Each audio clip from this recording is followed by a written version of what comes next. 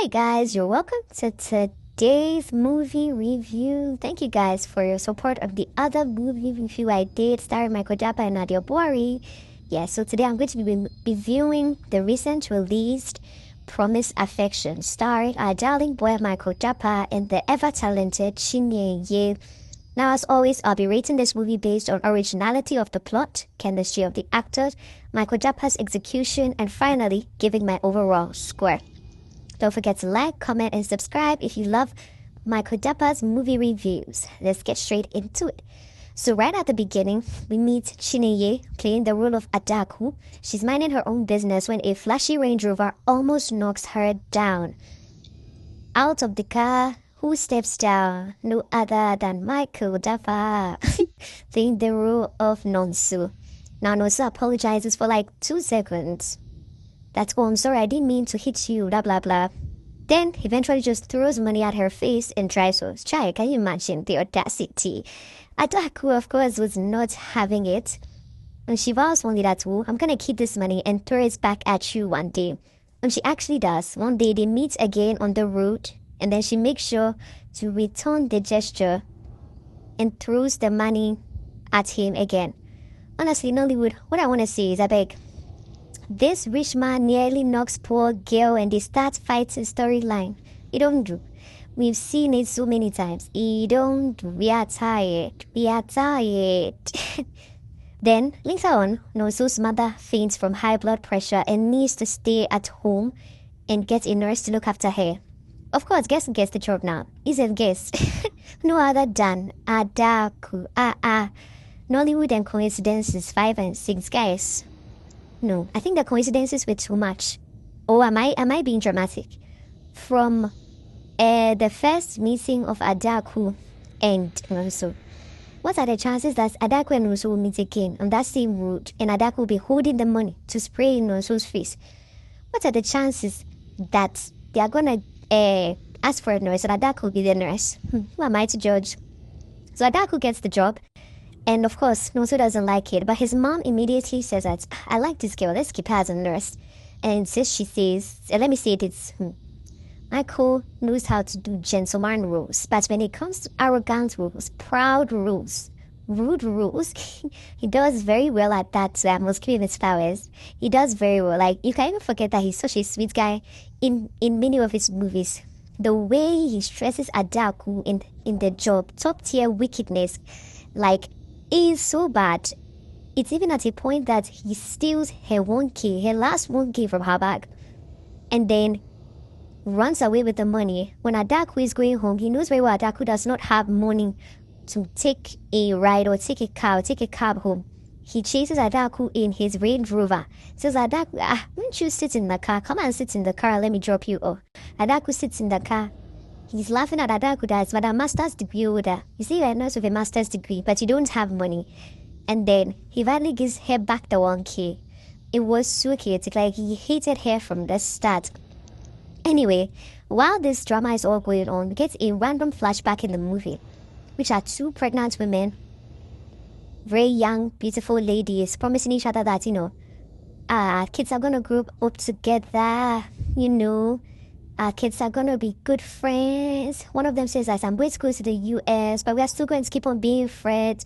All this while, Adaku's mom has been speaking about her long lost bestie who traveled to the US. Guys, guess what? That long lost bestie turns out to be Nonso's mom. Surprise, surprise. Another coincidence from Nollywood. So now, another coincidence. The woman that Adaku is working for happens to be Adaku's mother's long-lost bestie. Okay, eventually, the 2 women reunite and immediately decide that their children must marry. The children that hate each other, Nonso and Adaku. Honestly, I wasn't a fan of this first love angle. These are 2 grown adults. Everybody says that, oh, my bestie and I, when we give birth, our kids will be besties or they will marry. But they were very serious about getting them to marry, and they hatched a plan. And they leave the house, forcing Adaku and Nonso to spend time together. And as usual, these 2 hate it at first. Then suddenly, they start bonding. Adaku has her period. How convenient. What's another coincidence? Adaku has her period, and she's having cramps. and then Unsu helps her, gives her a hot water bottle, and then they start to soften. Before you know it, these people have become close again. Before you know it, they are going out together. Before you know it, it's like they're starting to fall in love. Guys, let's be so real.